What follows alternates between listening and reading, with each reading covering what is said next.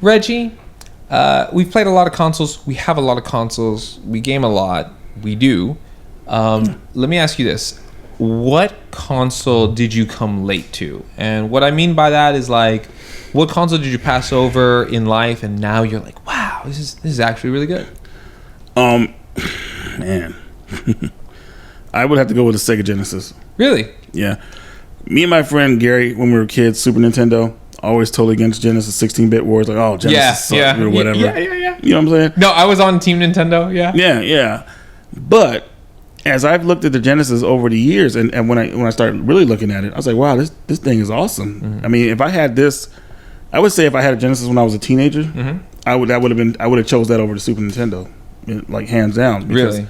Yeah, the games are just more made for teen. They're not like all kiddie and everything like that. You know, Super Nintendo has great RPGs, platformers and all that stuff. Mm-hmm. But Genesis beat 'em ups. It just had like certain like it was mature. Like Streets of Rage and stuff like that. Streets of Rage is another great Mortal Kombat's very mature. Yes, but it's better on Super Nintendo. Well. Another debate for another time. Yeah, we'll leave it at that. But anyways, you said it's more mature. There's more blood. Right. There's better fatalities and stuff like that. Yeah. But it was when I was introduced to late, and you know, I just really like. You had a better.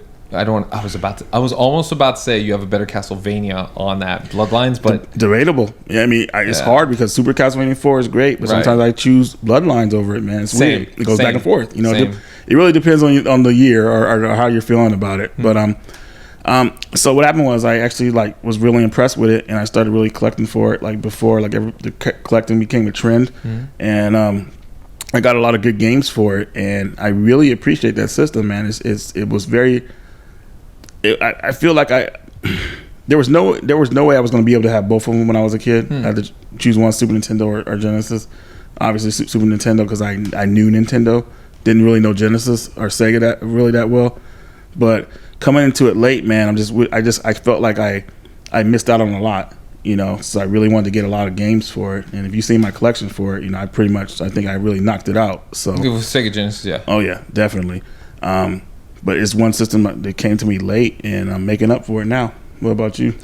Well, I would say the console that I got laid to was probably, you know, the 3DO. No, I'm just joking. No, I'm joking with you. No, that there's two consoles that come to mind right away: mm-hmm. the PS3 and the Nintendo Gamecube. So I'll start with the Nintendo Gamecube. Man, the day I got a PlayStation, I never looked at a Nintendo ever again. Never looked at it. Like 64 never appealed to me for the exact same reason that you were talking about. Genesis appeals to you now, mm-hmm. where it's more mature. The PlayStation was more mature. Mm-hmm. I had a Metal Gear Solid, you know, I had a Tenchu Stealth Assassin, right.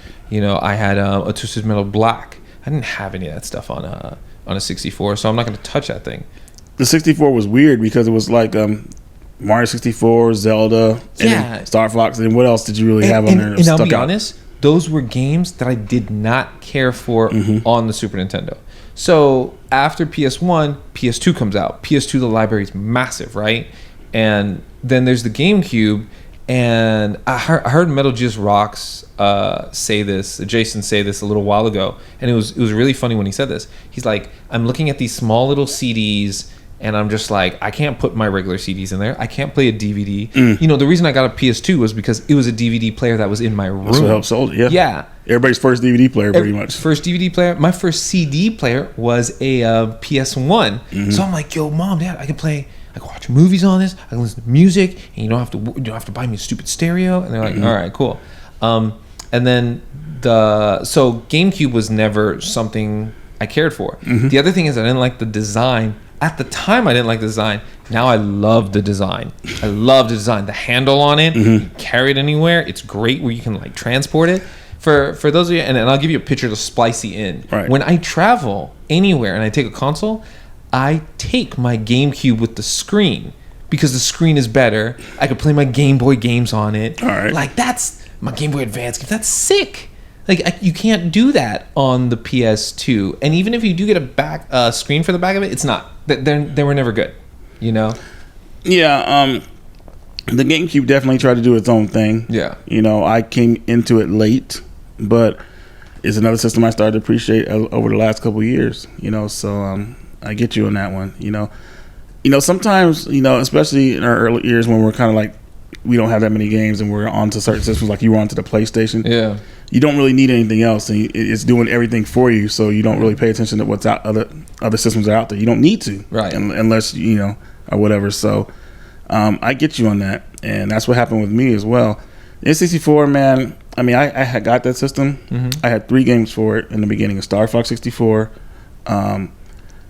Wave Race, and Zelda. That's it. That's it. That's it. What Zelda did you have? The first one. Okay. Ocarina of Time. Got it when it released. Got the gold card, thankfully. Mm-hmm. But I couldn't find any other game I wanted to play on the system. I always wanted to play stuff on the PlayStation because that had the games that appealed to me. So that comes to the same reason that I came late to the PS3. So, everyone knows the PS3 has like a bunch of different models, but it has one model where you can really play PS1s, PS2s, and PS3s. So when I got the PS3, Reggie, I had it at the point where it's like it can only play PS1 games and it can only play PS3 games. And I was like, well, what do I do with all my PS2 games? I'm not going to touch this thing. Right. I was like that. And the other thing, too, is that jump between 2 and 3, I had found a PC. I built my own PC, and I started playing PC games. I started playing World of Warcraft. I started playing Battlefield 2. So I'm like, why am I even going to touch the PS3? And then again, there were no games on the PS3 that appealed to me at all. Gran Turismo 5, as much as I love Gran Turismo 4, didn't appeal to me. Gran Turismo 6 did. Okay. It just looks better, handles better, there's more cars, it's just fantastic. But now I'm starting to find out really cool games. Heavenly Sword is one of my favorite games now for the PS3. Bayonetta is another one. Lollipop Chainsaw, if you kind of see the theme that's going on. Bayonetta on the PS3 though? I like Bayonetta on the PS3. I like Bayonetta on the PS3 and on the Wii. Yeah, just stick with the Wii version, man. Because I originally got the PS3 version of it, and because I didn't have a 360, and I thought it was great and everything, and people were complaining about, it doesn't run well at all, and all this stuff. I was like, what are you guys talking about? Yeah. Then I looked at the footage of side by side, and I couldn't believe it, dude. I was like, wow, dude, they really put this out on the system and didn't. They look night and day pretty much between the 360 and PS3. So, but I had the PS3 Bayonetta first before I had the Wii. Me too. So I kind of like.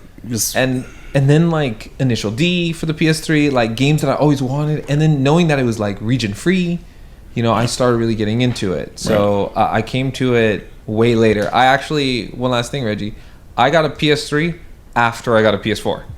Really? That's how long of a wait I got to it. Yeah. You know what? We're gonna go hunting tomorrow, man, and look for some more PS3 games for you. All right, like Binary. What's the other one? Binary Domain.